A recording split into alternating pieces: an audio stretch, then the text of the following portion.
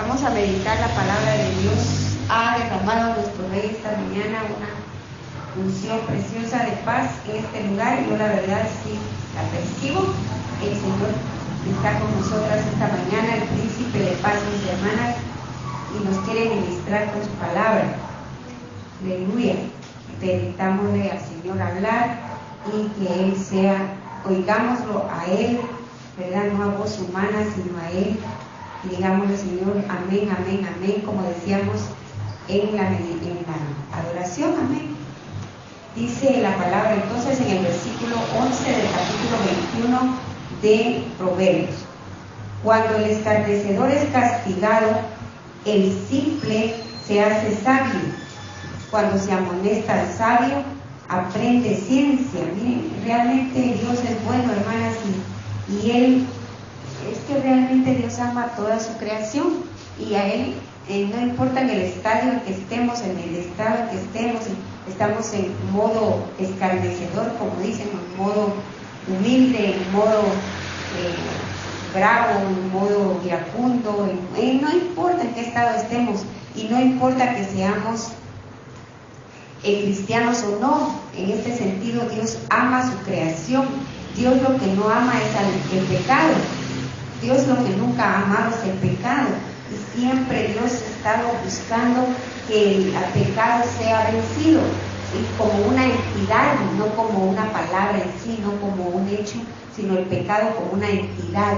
Viene Dios, crea al hombre en Génesis 6:6 y dice, se da cuenta que cuando empezaron a engendrar hembras, porque venían engendrando varones y varones, pero cuando empiezan a engendrar mujercitas, entonces empiezan a crecer estas preciosas mujeres, y dice en Génesis 6:6 que Dios vio que ya incluso ángeles, se cree que eran ángeles caídos, esos antiguos gigantes que habían, eran por haberse ya encarnado en alguna forma, codiciaban a las hijas, a las hijas ya de Dios, y las engendraban, y engendraban en ellas, eran esos gigantes de la antigüedad. Miren, tremendo. Entonces, pero dice que no solo escogían una. Yo digo que si hubieran escogido solo una, Dios tal vez nos hubiera irritado tanto. Miren, hermanas lindas, tomaban a diestra y a siniestra, eran harenes los que hacían esos gigantes de mujercitas bonitas que hallaban y les engendraban. Imagínense, hermanos. Entonces, ¿verdad? Como dicen que la mujer, si es constantemente, sexualmente usada, no le da tiempo. Sabemos que dice que el esperma del varón, según un estudio científico que yo leí cuando yo era patoja, me metía de cosas así, ¿verdad?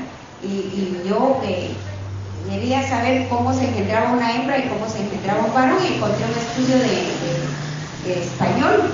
Pues no sé si es cierto, porque se lo he dicho a los médicos, pero yo sí lo creí, que decía que cuando, la pareja, porque miren, hermanos, el sexo en el matrimonio no es el fin del matrimonio.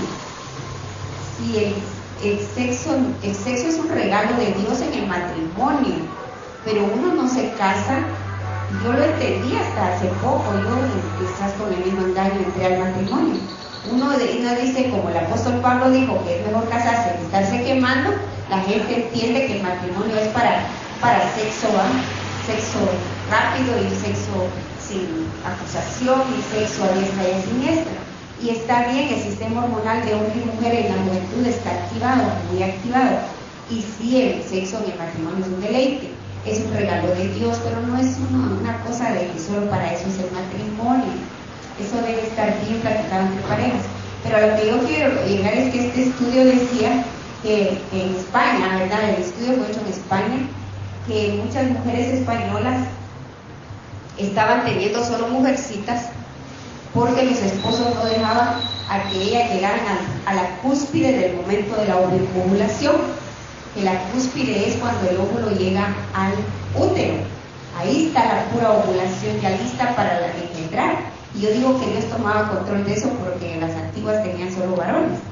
Y no porque yo anhelara un varón, sino porque yo leí por qué, ¿verdad? O sea pero miren, la situación es que decía este estudio que si la mujer lograba que su momento de ovulación llegara a que el óvulo estuviera en el útero, era una probabilidad mayor del 95% que fuera un varón. Porque los hombres han estudiado todo esto de años. Lo digo porque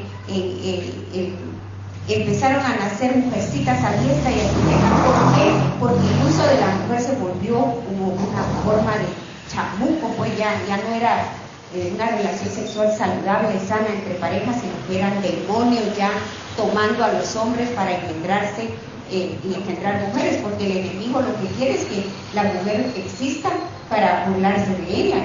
Y la tasa de natalidad está, creo que más de mujeres que de hombres en este mundo. Ahora, ¿cuál es la jugada del enemigo? Yo lo veo ahora como que las mujeres jóvenes le ganen al enemigo la jugada. Entonces decían ellos que si el óvulo ya estaba en el útero, era la probabilidad del 95% o más que fuera varón. ¿Por qué? Porque dice que el esperma macho, el esperma que lleva la Y, porque el esperma que lleva la X es el que da hembra y el que lleva la Y da varón. Entonces dice que el esperma Y tiene una característica, que al salir, en el momento en que sale para entrar por el conducto, dice que tiene una gran velocidad. Y el esperma X, decían ellos en su estudio, lo habían estudiado a nivel así microscópico. El esperma de la hembra, decía ellos, que es muy lento pero seguro. Nosotras somos unas vencedoras. Nosotras nacimos mujeres porque somos lentas si quieren, pero seguras y certeras. Entonces decía ellos que el esperma macho corre a la velocidad, es como aquel deportista que sale de la carrera a 1000 por hora y dejó a todos, pero dice que al llegar al útero es tanto el recorrido que se cansa. Entonces dice que el óvulo, si no lo encuentra ahí, ya va cansado, y el otro, como salió lento, la velocidad la mantiene. Entonces el X, que es el de la mujer, llega al útero, el otro se queda como descansando, porque buscando el óvulo ahí, porque de dónde se no tiene fuerza. Entonces el X empieza a buscar por otro medio y agarra, y como es gran cantidad, agarra buscando por las trompas de Falopio. ¿Por qué? Porque la fertilidad de la mujer empieza desde que el óvulo se suelta, empieza el momento fértil. Y al soltarse no es rápido que llega al útero, que lleva no sé si 12 o 3 días. Entonces viene el otro, el de X, y agarra, entra. Decía el estudio, y dije yo, qué interesante, ¿verdad? Es bueno saberlo. Y Dios lo sabe. Si eso tiene lógica. Dice que los hombres, el hombre es muy competitivo. Los hombres les gusta mucho la rivalidad y ganarle a otros, y ahí tienen al fútbol que ha ganado como deporte a nivel mundial, les encanta la competencia. Pero yo dije, yo esto lo conocía pues después, ¿verdad? Sin embargo, yo me quedé meditando que en este momento, cuando a este Génesis 6:3, creo que es donde dicen que los ángeles empezaron a engendrar hijas, los hombres, entonces quiere decir que el sexo ya no era un deleite, sino que se volvió una cosa demoníaca. El sexo se volvió, porque a los demonios les gusta el sexo desordenado. Como decía una pastora, y yo le creo, porque he ministrado parejas que solo están unidas de hecho, y yo les digo, cásense, porque me meto en lo que no me importa si quieren, ¿verdad? Pero yo siento que su desorden en su vida empieza en la pobreza y en todo lo que están viviendo, problemas con sus hijos. El desorden está en que no han vuelto su matrimonio bendecido por parte de Dios. Entonces yo les mando a ordenar sus casas de esa manera primero. No les mando, les exhorto, ¿verdad? Y lo hacía antes, ya no lo hago, pero lo hice en una época. Entonces, y yo lo hacía porque yo decía, es bueno ordenar, pero sale por esto. Esta pastora decía, ¿por qué las parejas que viven solamente unidas de hecho dicen que disfrutan más el sexo cuando están así que cuando se casan? Ya cuando lo hacen delante de Dios y lo hacen, ya no lo disfrutan. Entonces esta pastora decía, porque mientras no están casados, están en el engaño del pecado. Estamos hablando del pecado aquí. Están en el engaño del pecado, donde les hace sentir como que es más sabroso, así, más delicioso. Y cuando se casan, el pecado dice que se va al lecho y les dice, ya ven, ¿por qué se casaron? Ustedes eran más felices en la intimidad cuando no eran casados. ¿Por qué? Porque el pecado estaba de por medio y él era el que en el engaño los tenía con vendas, haciéndoles ver que eso era mejorante. Cuando el pecado mira que ya lo van a hacer en el orden de Dios, como el pecado no puede con Dios, no quiere hacer las cosas, el pecado es mente. Entonces el pecado viene y dice, no, estos ya están en el orden, ya con estos. Entonces ellos, en el engaño, ellos ya no sienten las delicias tal vez engañosas que sentían, porque miren, eso lujurioso es un engaño en la mente. La lujuria es un engaño, ¿verdad? Entonces en la lujuria ellos creen que ellos están disfrutando, son los demonios los que están disfrutando, ¿verdad? Pero ellos no. Pero entonces se apartan un montón de demonios cuando legalizan su unión y la hacen en el orden de Dios, se apartan y ellos ya no sienten lo mismo, es cierto, pero deben entender que en la medida en que perseveren en Dios van a empezar a sentir el deleite del matrimonio que en realidad existe, en plena libertad de unidad, varón y mujer, en el espíritu, alma y cuerpo, ¿sí? Entonces sale por esto, que digamos, lo que dice aquí, ¿verdad? De que en el 11, que Dios realmente, no sé de dónde salió todo esto, hermano, pero por algo lo dijo, amén. Y es bueno que nosotras estemos alertas en nuestro hogar, en nuestra vida, las que se van a casar, las que estamos casadas.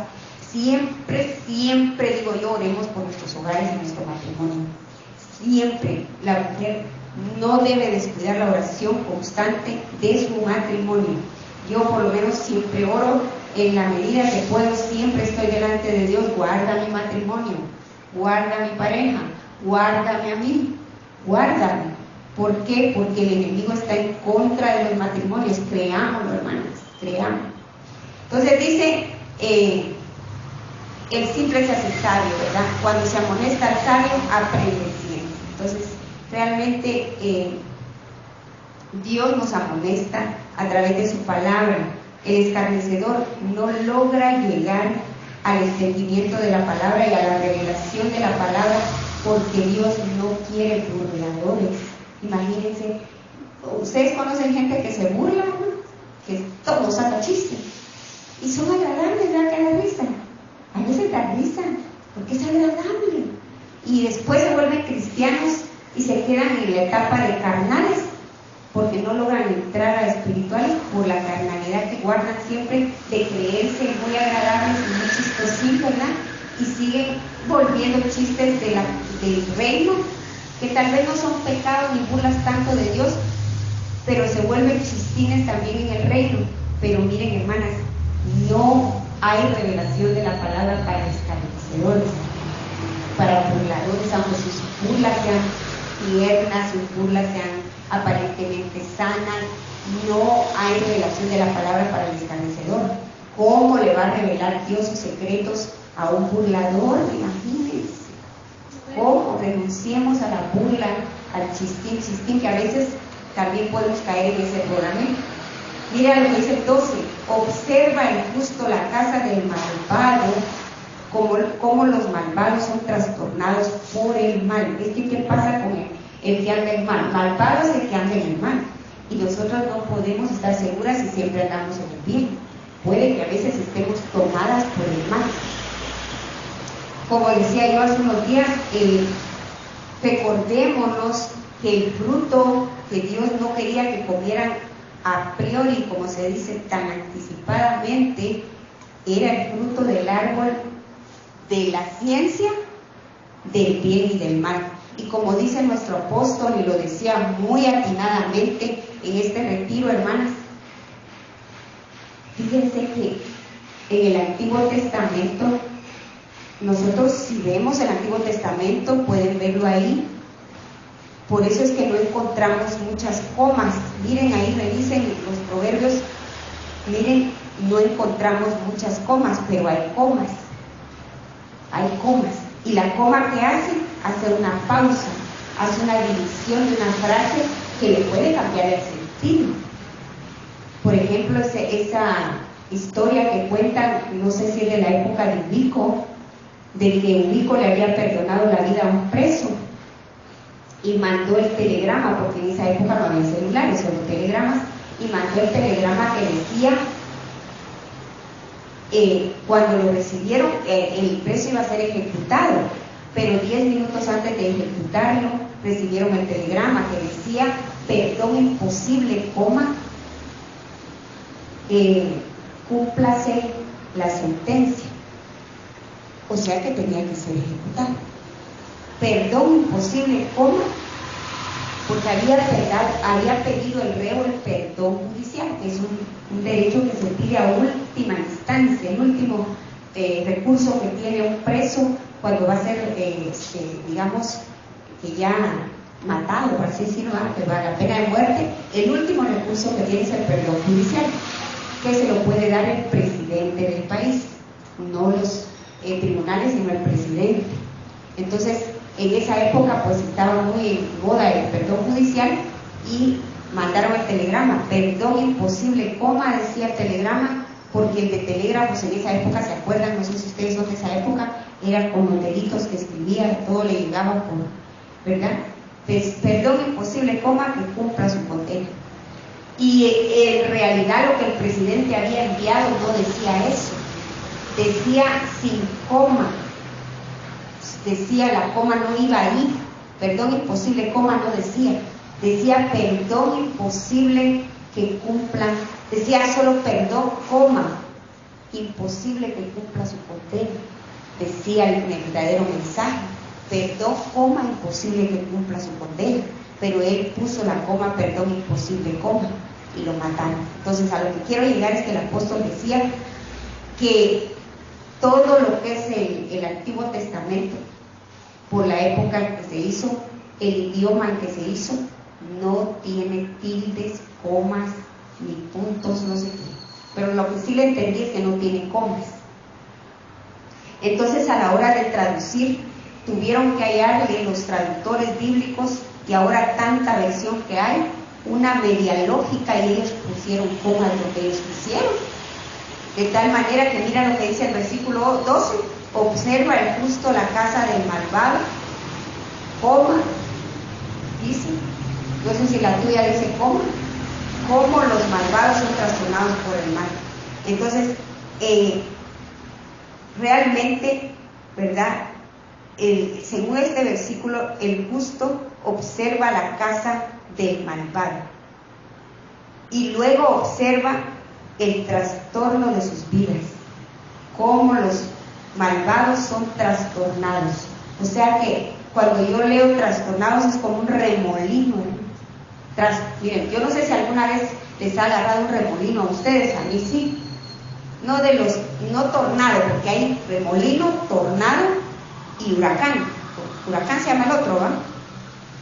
Entonces, los tornados también son re peligrosos. Pero el remolino puede ser pequeñito, de solo polvo y basura. Pero qué horrible, porque aunque sea un remolino, qué feo, hermanas, uno se le vea todo trastornado, se queda, porque uno pierde la orientación. Entonces dice que el malvado eso le pasa, pierde la orientación. Mira el versículo 13, el que cierra su oído al clamor del pobre, tampoco será oído cuando clame. Hay otro versículo que dice que el que piensa en el pobre, dice que no tendrá ningún problema cuando venga la prueba a su vida, ¿verdad? Dice que Dios se va a acordar de él cuando esté en una prueba grande. Entonces, pero miren, hermanos, una cosa es acordarse del pobre y otra cosa es cerrarle el oído al clamor del pobre. Una de las características del pobre es que ¿qué le pasa al pobre, hermanos? El pobre anda en humillación, está en un valle de humillación. ¿Y qué le pasa al pobre? Está humillado delante de nosotros. Hermanas, pedir no es fácil, pedir es vergonzoso. Yo no sé si alguna de ustedes ha pedido, yo sí me recuerdo cuando le pedí a mi papá de niña, me mandaban a pedir, hermanos. Mis hermanos varones, como yo era la más chiquita, chiquita decía el poema. Soy de mi casa la más chiquita que me enseñaron el poema. Entonces me gané mi diploma con ese poema. Entonces yo chiquita me decían, anda a decirle a mi papá que te dé. Y llegaba yo y me le paraba, papá, deme. Entonces, pero aún siendo chiquita no era fácil, porque yo cuando iba mi papá era muy enojado. Estaba en su etapa de enojado, ¿verdad? Y él a mis hermanos les pegaba. Entonces yo decía, ellos no van porque los va a regañar, entonces me mandan a mí, ¿verdad? Chiquita yo de 6 años, pero ya medio entendía los regaños. Entonces llegaba yo, ahorita me va a regañar, decía yo, pero como ellos me dijeron, si no iba, me iban a hacer bullying, ¿verdad? Entonces llegaba yo, papá, sí, mija, sí. Conmigo era muy atento porque como después de 6 varones aparece una muchachita, ahora decía, se me puede morir si la regaño. Entonces llegaba yo, papá, sí, mija, sí, sí. Y mi papá, que Dios lo bendiga, pero no era muy dado a dar. Y entonces, regálenme un centavo, le decía. En esa época un centavo, no es porque yo sea tan viejita, pero era dinero, hermano. Entonces había centavo y creo que había, no me acuerdo si había de a 2 centavos, sí, había en esa época. Y me decía, ¿y para qué quieres el centavo? Yo digo que él sabía, como decían las abuelitas, se huelía que me mandaban. ¿Y para qué quieres el centavo? Para comprarle, decía yo. Ah, bueno, toma pues. Y salía 25 centavos creo que me daba. No me daba el centavo. No me daba el centavo, no, 25 era más, ¿verdad? Me daba mi centavo.